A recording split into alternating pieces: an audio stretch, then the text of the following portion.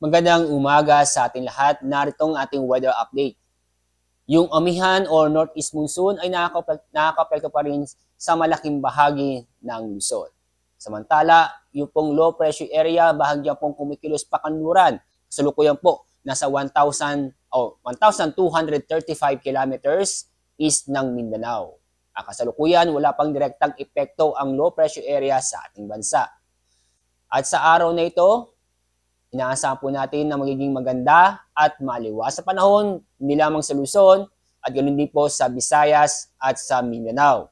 Pero may chance pa rin ng mga isolated na mahihinang pag-ulan dito sa Cagayan Valley, Cordillera, Ilocos Region. Kasama na rin po ang mga lalawigan ng Aurora at Quezon.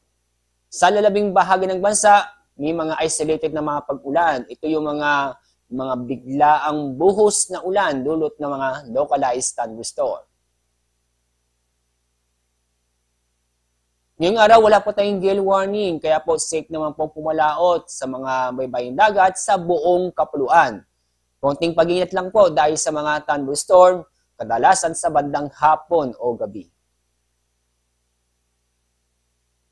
Sa susunod po 3 araw, mula Lunes, October 30 hanggang Miyerkules, November 1, magpapatuloy po na maganda ang panahon. Maliban lang po sa mga isolated na mahihinang pag-ulan po, dulot po yan ng amihan o northeast monsoon.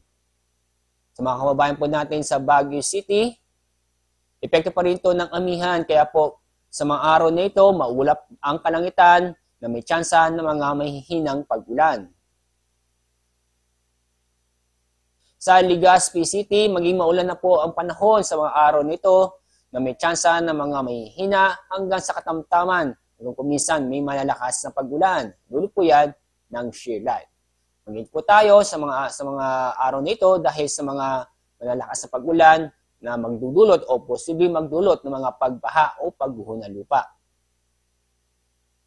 Sa mga kababayan po natin sa Metro Cebu, mag-ingat po tayo lalo po sa araw ng Martes at Miyerkules dahil may mga tsansa po na mga mahihina hanggang sa katamtamang pag-ulan. Kuminsan may malalakas na mga pag-ulan. Pero sa Metro Davao, patuloy po magiging maganda at maliwas sa panahon mula Lunes hanggang Miyerkules, maliban lang po sa mga localized thunderstorm sa bandang hapon o gabi. Ang araw pong sisikat sa ganap pong 5:15 ng umaga. Ang araw lubog sa ganap pong 5:29 ng hapon.